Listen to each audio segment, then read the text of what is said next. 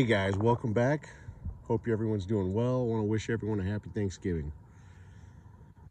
Guys, there's a lot of things. Let's get a few on the table right now. Okay, I'm gonna share a few things with you guys. I've got a lot in my head. With the first item, here's the reason why Iraq did not do the 2020 budget, guys.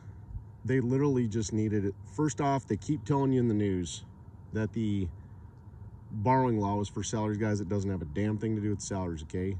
They literally just needed enough money to cover one quarterly payment for the reforms. That's why they just did a borrowing law. And again, this is just for 1/4 for the borrowing law. It didn't justify doing a full-blown 2020 budget, okay? So that's why they just did borrowing law. Again, they just needed enough money to make a payment for the borrowing law, for the funding of the borrowing law. I'm sorry, for the funding of the reforms. Okay, just for 1/4. That's why it was the borrowed amount was 12 trillion Iraq dinar, totaling roughly 10 billion US dollars. Okay, so let's get out of the way now. Here's another thing. But guys, this confirms something for us, and I don't think anyone caught on to this.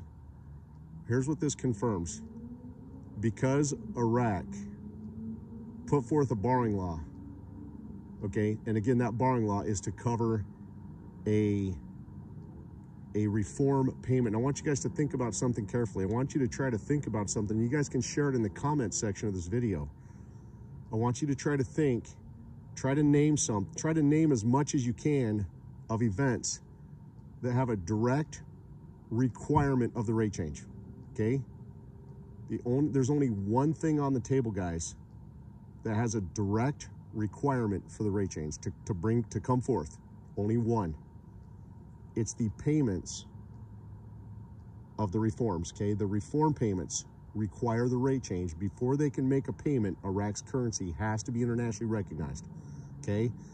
That is the main reason. Like over the weekend, I showed you guys an article going clear back to 2015 and showing you how Iraq was going through all the same stuff clear back in 2015 when Abadi was the prime minister, okay?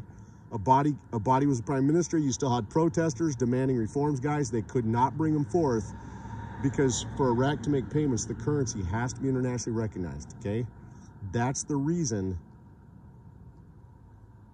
why the reforms have been outstanding for so long. Again, because the payment portion of the reforms to pay for the funding require the rate change. But now, so here's the confirmation.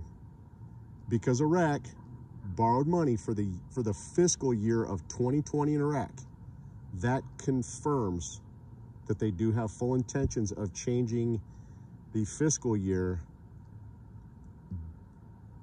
of 2020, okay? So again, the fact that Iraq positioned money through the borrowing law confirms they have full intentions of changing their rate, of increasing their exchange rate during Iraq's fiscal year of 2020. So what that means is Iraq has confirmed to us that they have full intentions of changing their rate anytime between now and the end of March, their fiscal year, okay?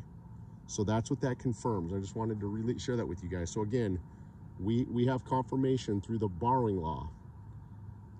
Iraq, because of the borrowing law, Iraq is telling us that they will have an outstanding payment due during the fiscal year of 2020, okay? So again, that confirms that Iraq does have to indeed change their exchange rate by anytime between now and the end of their 2020 fiscal year, which is the end of March, guys, okay? So that's great news. Just wanted to share that with you, okay?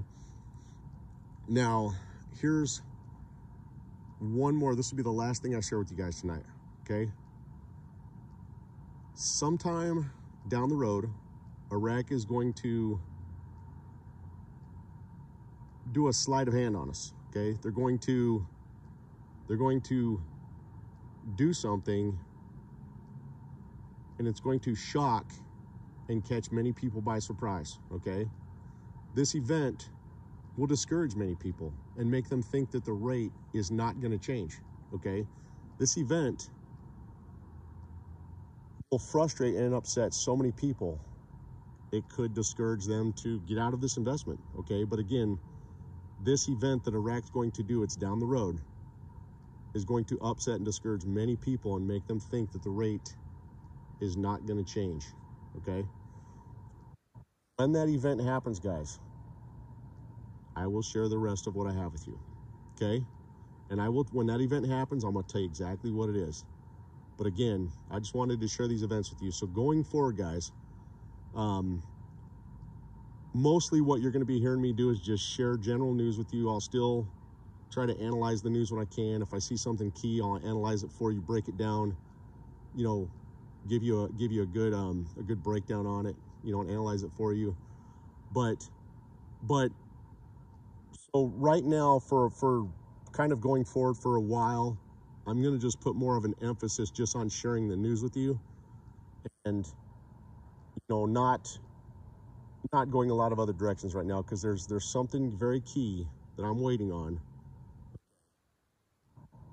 Iraq, again, I'm waiting for Iraq to do what they're going to do to discourage and distract everyone, to make you think that they have no intentions of increasing their exchange rate. When Iraq does it, I'll tell you the rest of the story. Okay? So anyway, hey, you guys are the best. Again, happy Thanksgiving, every one of you guys. Take care and have a great evening.